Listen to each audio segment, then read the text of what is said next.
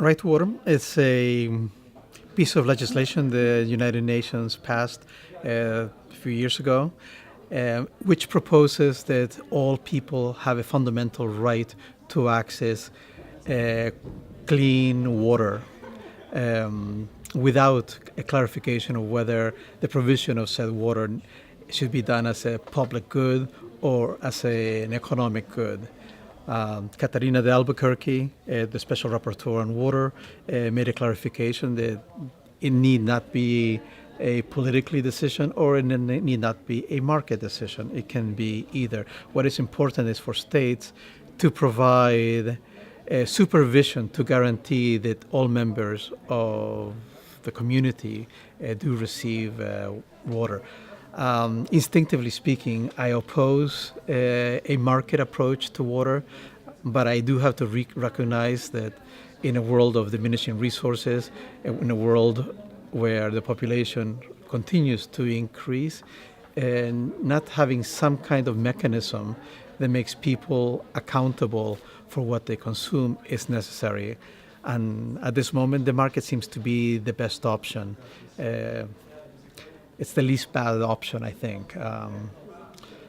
My next paper, I'll tell you more.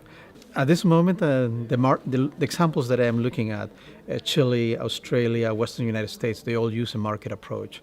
They provide a necessity for people to pay for the resource within their means. And within their means is the big question. How do you determine that?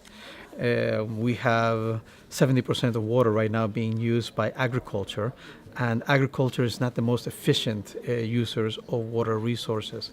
When most people think of water use, they think of water for human consumption, particularly in urban and rural settings. And that is where one is able to put in place a metric system to measure water consumption. And that is where governments need to instill controls on the marketplace. The marketplace will search for maximum profits, irrespective of the needs of the local communities. And it's also very important that the local communities are educated. The transition from a free water supply that is extremely inefficient and that only reaches the top 5-10% of the population, when expanded to meet all of the population, needs to go hand in hand with the process of transparent education. And I think this is a concept that applies to every aspect of human rights. People need to be educated in terms what their rights are and also the accompanying responsibilities that come with it.